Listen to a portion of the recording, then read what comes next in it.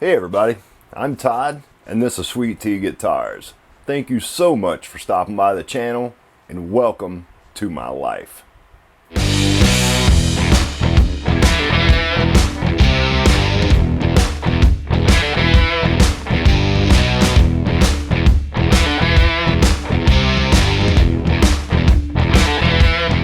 Alright you guys, if you have gone back and watched my latest video titled Sanding and Fretting, you'll know where we are on the giveaway build right now. Here it is right here. I've got pretty much all the sanding done. I'll go over this thing one more time with 360 all the way around the body on all the flat surfaces, all down in these contours before I wipe some oil on this thing. But if you guys will remember, I've given this so much thought, it's really caused me an issue. I got an email from a subscriber. His name's Mike Gray. And he had the same issue that I had with the string ferrules not being in alignment. He sent me a picture of a fix he did that involved routing basically a diamond shape or an inverted square into the back of the body and re-drilling those ferrule holes from the back to the front. He had the same exact problem I had. They just weren't in alignment.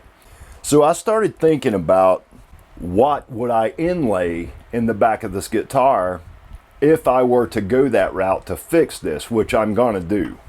Everyone's been really accepting of that mistake and you guys have given me a pass on it and I really appreciate it.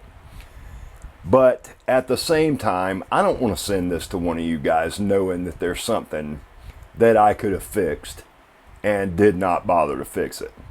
I've decided that I am going to use another piece of canary. However, to give this a little bit more of a decorative look and to also break up this grain, because I don't have a piece of this canary that came from that same board, and I don't think I'd be able to grain match a repair in there that you would not be able to tell. So what I'm going to do is I've got center lines drawn both ways on this piece of canary right here. I've got it thicknessed roughly on the bandsaw down to the thickness plus about 2 millimeters that these ferrule holes are drilled. If I'm going to drill this out and I'm going to route this out, I don't want to have to patch those holes on top of laying something down on top of them. What I want to re-drill is the actual hole that accepts the ferrule in the back. What I'm going to do is cut this diamond. We'll draw it out. I'll cut out this diamond from this canary. I'm going to veneer the edges or bind the edges on that diamond with this white ash veneer. What I'm going to do right now is figure out what kind of shape we're going to make out of this thing. Well, I knew I would need to start with 2 center lines, one on the horizontal, one on the vertical axis. So I want to keep as much of this width as I possibly can. I use the Incra to find that center mark, and I'm certain that these are perpendicular with each other. I've checked that with a square. I did draw all this with the Incra, finding my center marks and all that stuff. So what I want to do at this point, I want to create an elongated diamond. Let's lay this on that center line. Let's just say 2 inches on this side of the line, 2 inches on this side of the line. So that will give us a diamond shape that's a little bit longer than it is wide, which is what I'm after. I think that'll look pretty cool. What I want to do is intersect this vertical line with this horizontal line. And we're just going to do this all the way around and create this diamond shape. All right, so there's my diamond shape. So what we're going to do now is take this over to the bandsaw and cut this shape out as close to that line as I can get it.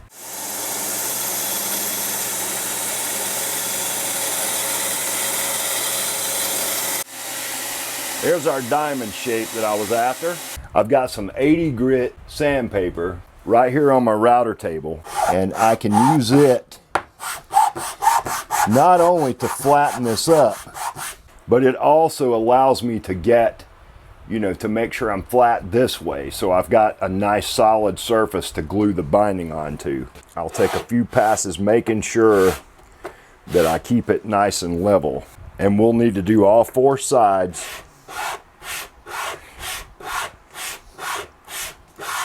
So I'm going to leave this a little proud. We'll leave ourselves about a 1/16 or a millimeter or so. We'll just cut ourselves a line. Just like that. So all I want to do at this point is cut myself a piece of this 14 millimeters wide. We'll do this side first. Apply some super glue.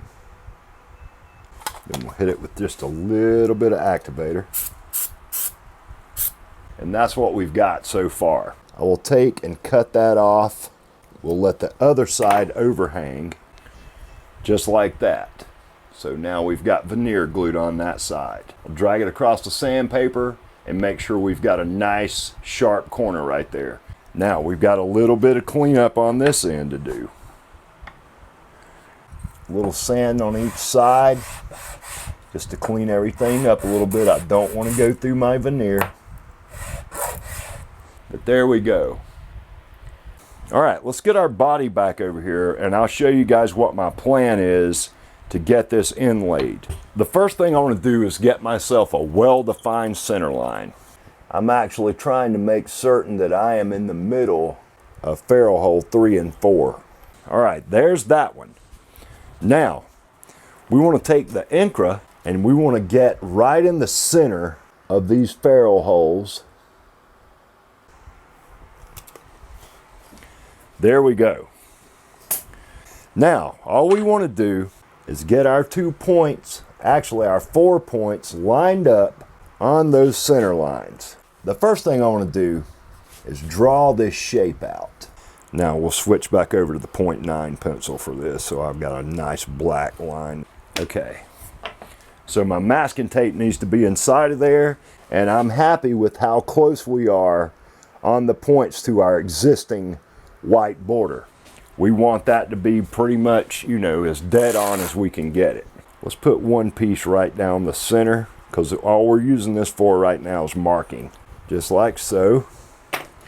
Then we'll take this piece, put it down the center line on the back. Let's burnish those. I just want to put a couple of spots of super glue on here. I don't need very much. We look nice and centered. Okay, I'm happy with that for now. So I've got a stick of Purple Heart right here. I want to go around here and make ourselves a pattern. All right, let's burnish this.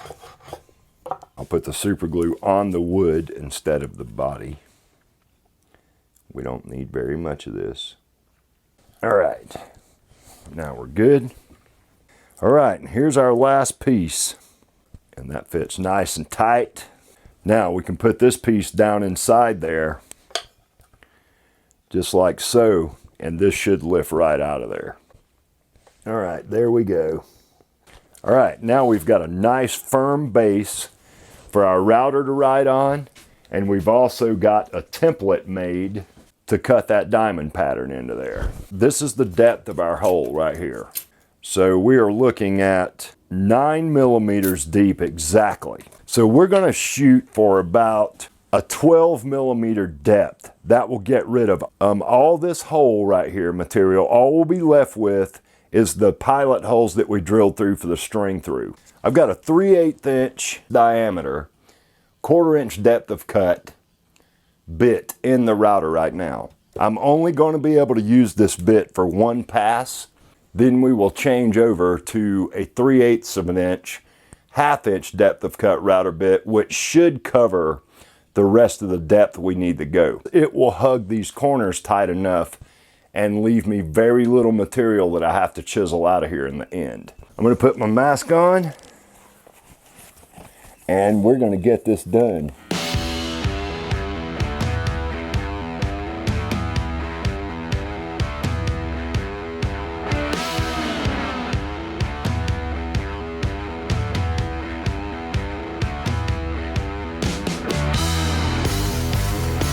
I feel pretty decent that we can pull this off here now. And I'll show you what my plan is for getting those corners nice and tight. There's our route. Looks pretty decent. It's about as good as I'm going to get it. Take my 0.5 pencil and draw us a defined corner on all these. And I'm going to take my 12mm Narex because it seems to be my chisel of choice. And we're just going to start paring away.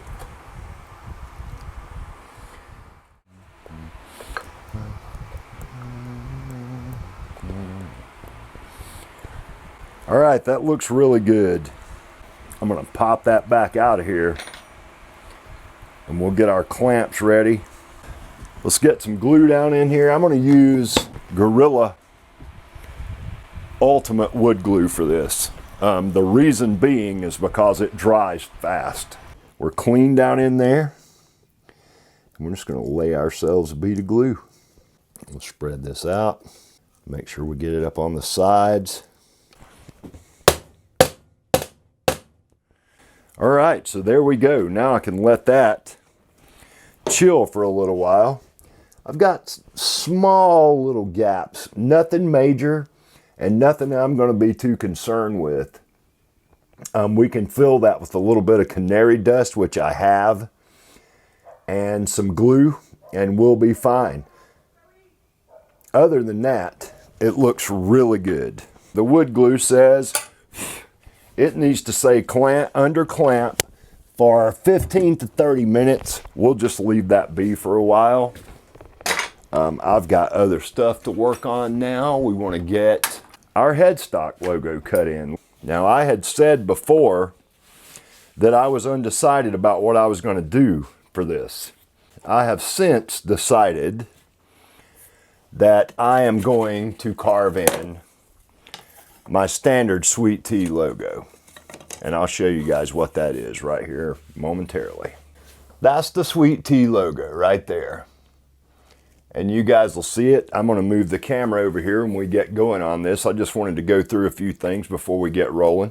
Let's go through these tools that I'm about to use. So I have got what appears to be Chechen wood. I've talked about this before on the channel before. I'm not exactly certain what this wood is, but a friend of my wife's childhood best friend, her father's a woodworker, and he turned this mallet for me. His name's Preston, and I really think that was a cool thing to do. This is a great little carving mallet. This is a 6mm Narex chisel. I probably won't get much use out of that in this instance, but that is one of my favorite Narex chisels. That one and the 12mm are my go-to chisels. I've got a 3mm Marples or Irwin Marples chisel right here, 3mm. I love this little chisel as well. I've got a Olfa art knife, which is basically a scalpel or an X-Acto. I like this 5 times better than an X-Acto because the blade's shorter and it's really stiff. You can make some really accurate cuts with this thing. It's got a brand new blade in it. This is a scalpel handle with a number 10A scalpel blade in it. Just your standard. You can get these things all day on Amazon. I think you can get the handle and 15 blades for like $6. I ordered 100 pack of blades. And then I've got assorted little carving tools. I got 2 half rounds. One's looks to be about a 1/2 inch wide. The other one's about a 1/4 inch wide. I've got a little marking knife, but it's really thin. And then I've got a straight, small 4mm carving chisel. I've got a little 2-ounce brass hammer, just in case. And then I've got a brush for cleaning up stuff. Other than that, I won't use any other tools on this. I probably won't even use all these, but I wanted to have them out just in case. So let's move the camera so you guys can check out what I'm doing. All right, so what we're gonna do first is I have got some 3M Super 77 spray adhesive right here. I'm going to just lightly mist this. You don't need but just a little of this. So that's my positioning that I've chosen to go with. We don't even need this to stay on here very long. All I'm going to do, I'm going to carve out around this lettering here. And I'll be needing to move this thing all over the place. Okay, so there we go. I've just basically cut out the white area. I want to double check my outline. I should be good. See if you guys can see this. Now comes the fun part, and I really love doing this. I really, really do. You know, it's time consuming, but at the same time, it's relaxing and rewarding all at the same time. It's a labor of love, I'll tell you.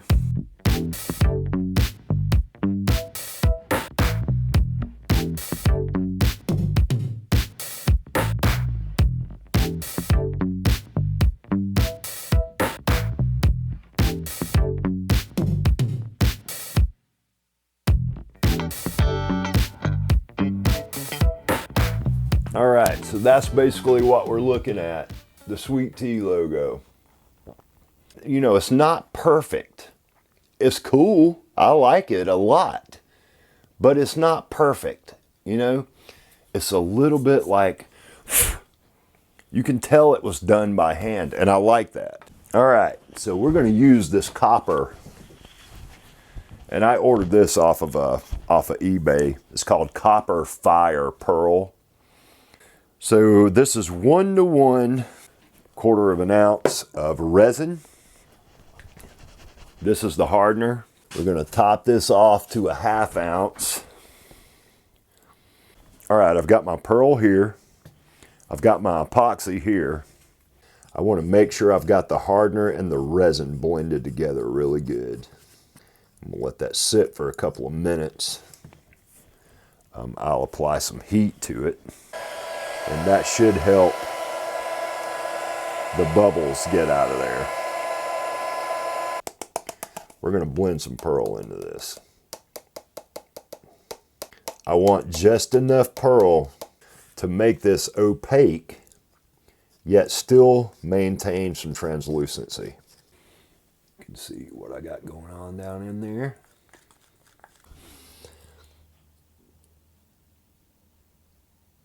And I'm drawing from the bottom of the cup just in case the pearl's already started to settle. I'm just going to squirt this in this channel. I want to leave this proud of the surface. All right, I see those bubbles starting to come to the top now. It's a good idea to do this a couple of times.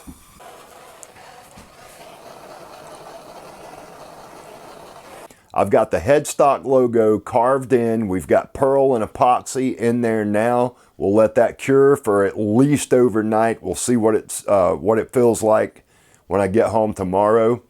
If it's still kind of rubbery, we'll let it sit for a couple of days. It will eventually get rock hard. All right, you guys, so we left off last night with me shooting some pearl mixed with epoxy into this logo that I carved on here. It feels nice and hard, but I'm going to let this sit for a little while we work on this repair I made for the string through ferrules. Here's the body, and here's the repair I made. I'm really digging this. If it turns out like what I think it's going to, we're going to be fine. I see a small little gap on this side. It's not bad.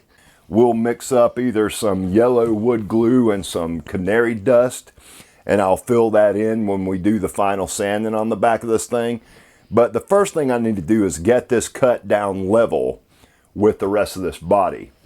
So I'm going to take my big 26mm Narex, and I'm just going to pare away this veneer here. And I don't have to be like super careful. I just don't want to break it off, you know. I just want to make sure I don't have a lip left on any of this, because my plane may grab it and rip it off, and I don't want that to happen.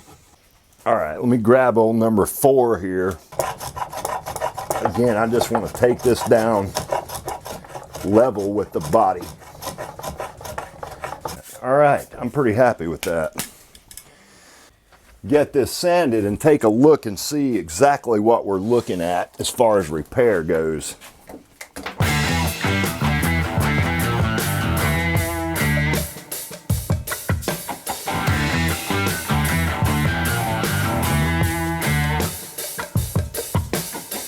So what we'll do is take the Incra and I'm going to draw a line straight across these points. So like that. And then I should be able to create myself somewhat of a center line.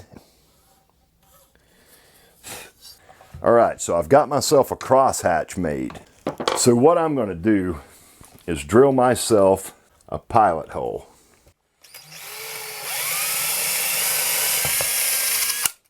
So I think I should probably go through the other side as well and drill one on this end too. That way I know where the two end holes are coming out at.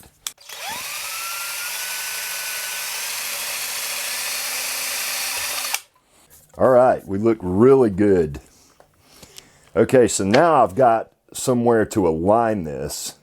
I can center it up, and now I've got a place I can punch those holes in.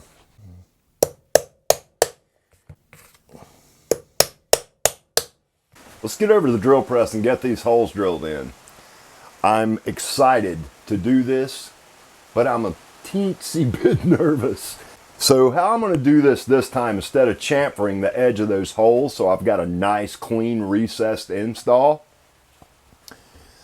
I've got a 9mm drill bit in the drill press right now. I measured the lip on the string through ferrules. The lip is 9mm. The majority of the shaft is 8mm.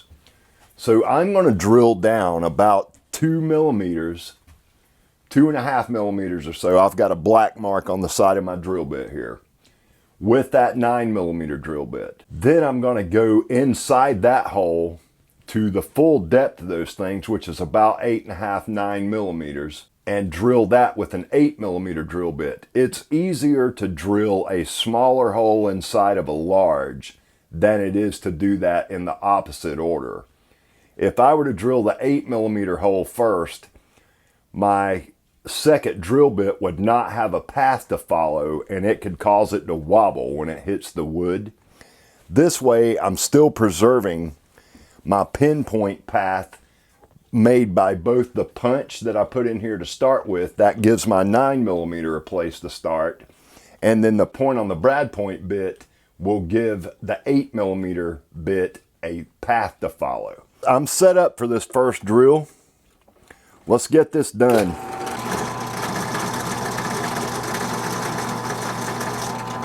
All right, there's our first one drilled. I'm going to drill these in order, one right after another, and I'm going to reclamp my body each time. How I'm doing this is I'm spinning the drill bit so my 2 points of the drill bit, then I've got the center is facing me. Then I'll turn the drill bit 90 degrees and check it both axes. So that's what I'm trying to get set up here when I'm doing this. Look good that direction. We look good that direction. Let's drill it.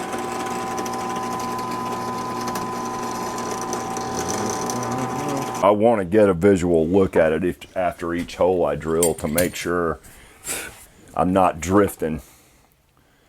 So far we're looking dynamite, you guys. I'm really happy so far. There we go. Way more better. All right, we're going to do the same exact thing in the same exact order. It's just this time we're going to use an 8mm drill bit, and we're going to go the entire depth of this thing, which is 7.83. So if we go 8mm, 8mm deep should get us there because I don't have that much sanding on the back of this body left. So we're going to go 8mm deep. All right, you guys. There we go. Straight line string through ferrules. I'm happy with the spacing on them.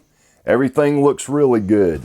I don't foresee myself having to take these back out. So I'm going to hit the side of these ferrules with just the file on the side, just to give them a little bit of grip. I don't want to hit the top. And there's number one. Take just a spot of wood glue and put it down inside this hole. Actually, we'll put some on the ferrule itself. Now we'll take our brass hammer and I'll install those just below the surface to allow us to sand a little bit more. Just below the surface. Not only am I happier that I took the time to do this and it gave me that experience of routing in that insert, I'm happier with the way I drilled these holes with the 8-9 millimeter variation. The install looks cleaner. I can be a little bit more exact with the depth I place these things.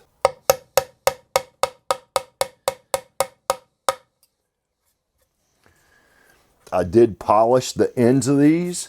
I didn't want them shiny silver, so I ran them across some 800 grit sandpaper just to kind of satin them up a little bit, but I didn't sand long enough to go through the coating. I don't want them ever starting to rust or anything like that. And same deal when I'm filing the sides of them. I'm not going far enough to actually go through the chrome. It's raining cats and dogs right now, so I'm just going to start sanding on this headstock logo. I've sanded a little bit on it just to make sure I had the right grit. I'm using 80 grit to start with, then we'll switch to 180. We'll go to 320, and I'll carry the headstock face up to about 600 grit, and then we'll be ready to do a final sanding on this neck and get some oil put on this thing. So I'm just going to sand. We'll fast forward through this part so you guys don't have to deal with this rain noise. I apologize. It's one of the burdens of having a metal building with an uninsulated roof. So I'm just going to sand with this 80 grit. Sounds like the rain might be dying off a little. And I want to get this pretty much to the point that I've got it back down level. I just want to show you guys the transformation that takes place. You can barely see that in there. It's kind of blended in, which I was going for subtle. I didn't want like, look at me. But we're down to the wood. And once I'm satisfied that I've got the logo pretty much flat sanded, I'll get my round block back out and we'll do the whole face of this thing. All right, let's get a little naphtha on a paper towel, and this should give us somewhat of an idea how this is going to look once I get some oil on it, even though I'm not through sanding yet. I want you guys to see this so you don't think I'm wasting my time. It's really subtle, which is exactly what I wanted. You know, I want you to have to look to see it. I just want to make sure that I've got a nice clean level surface. I don't want any of those chatter marks left or anything like that. Now we'll take the 320 and I'll get this headstock sanded up to 320 now, and all I'm doing is getting these the 180 scratches out. All right, we're looking good. That feels nice and smooth right there. I like it. So that's what we're looking like right now. Just to protect this and make sure it doesn't wind up having any issues, I'm going to wipe the front of the headstock down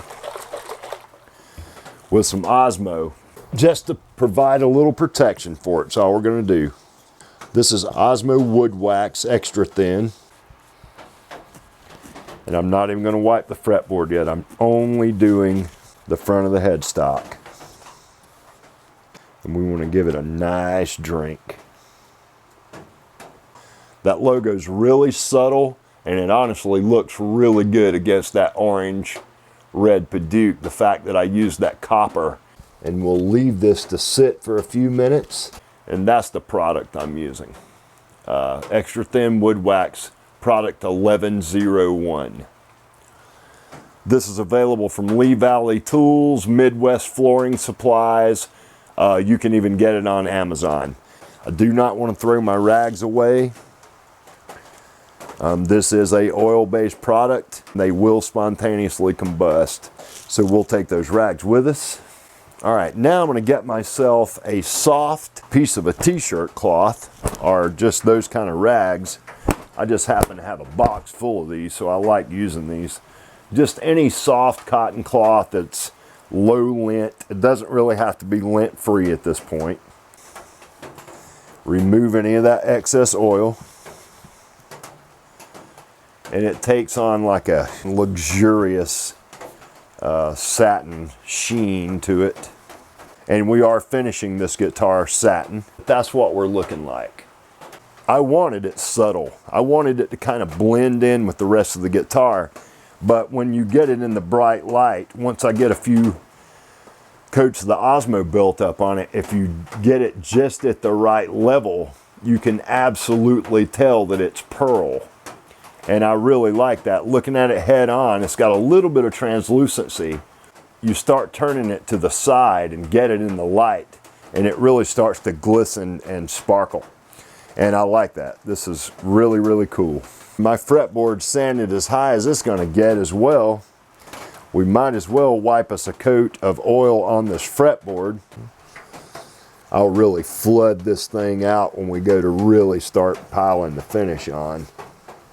I'm gonna do a final sand on this neck. We're gonna get a coat of extra thin wood wax put on this neck. I'm gonna hang it, let it cure overnight tonight. We'll get the fretboard as well. I need to clean up any little nicks or imperfections that I've got on here. And we're pretty clean. I mean, I don't need too much work here. I've got a little bit of work to do around this transition where it goes from the headstock down into the neck profile, and on this side as well. I just want to make sure I don't have any imperfections in it before we go to rubbing oil on this thing.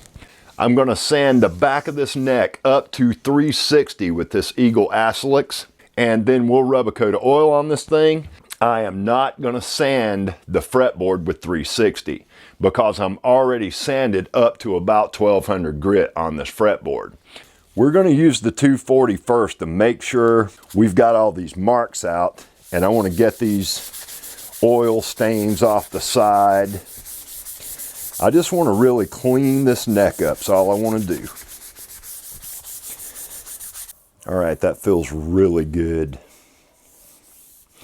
Really, really nice. All right, you guys, let's get some finish put on this neck. I took my threaded metal inserts out while we oil this neck. When I put them back in there, I'll put a little spot of wood glue in to not only help lubricate those as they go down into the holes, but to also keep them from getting loose or anything like that. And I had planned on doing that all the way through. I've got a little piece of a t-shirt cloth here. I really love Osmo. It is just, I mean, it's suitable for flooring. It is super tough. It's just really nice stuff. So let's wipe this neck down with this Osmo. This Paduke's going to want to drink this stuff, so what I'll do is just keep rubbing this down with, you know, keeping my rag nice and dampened with this oil, because I know the Paduke's going to drink it. This is going to be such a lovely neck. Look at that, you guys. Let's go ahead and rub this fretboard down too, and we're going to wipe all this back, so it's not an issue. We want to just let it drink as much of this as it wants. All right, we're going to let that sit for about 5 minutes. I'll come back and rub it back, and we'll let this neck cure overnight. I've still got a couple of things left I want to do on the body, and in the interest of this video not going too long, I think I am going to end this video once we get this coat of oil put on this neck, and we will let finishing the body be its own video. That way I can take a little bit more time and explain the process, because the neck, you know, once we hit this with a couple of coats of Osmo Pollux oil, satin, we'll be pretty much done, because there will be no buffing. I'm using a satin finished oil on this, so you don't buff satin finish. On the body, It's still dry. I have not put any oil on it. So it'll give me an opportunity to go through, talk a little bit about sanding grits up through those grits, filling grain. If you don't want to use grain filler, you can actually use the Osmo to fill the grain in the wood. And I figured it would allow me to make a little bit more comprehensive video on the finishing process for the body. So here's our neck. Let's just start wiping this thing back.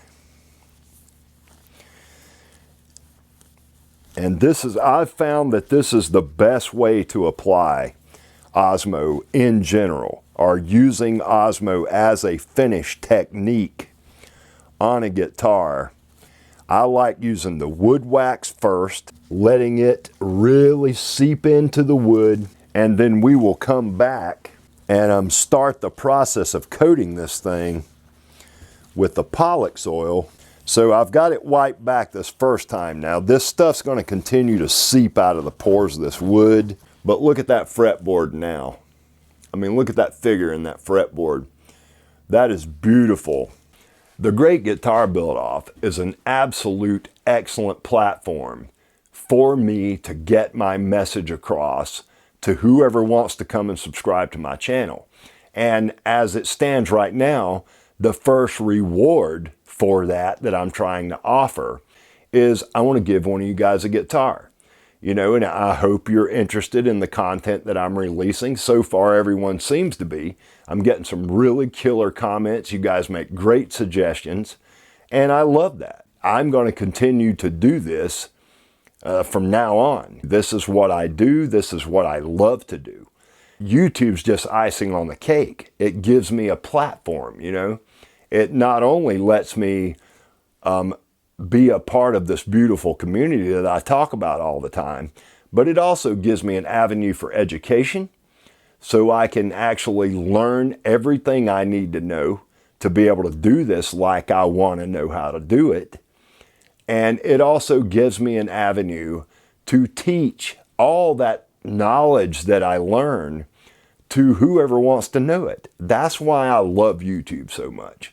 You know, it allows me to spread my message of peace and love and happiness and the passion that you feel within yourself, and how I choose to get that passion out of me, which is doing exactly what we're doing here on the channel.